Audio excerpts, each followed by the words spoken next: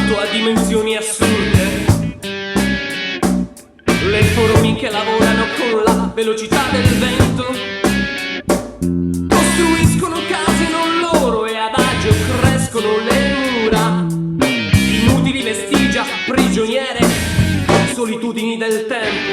Dalla parte del cielo piccole lune si scontrano, dalla parte del cielo sofferenze minori, piccoli guai.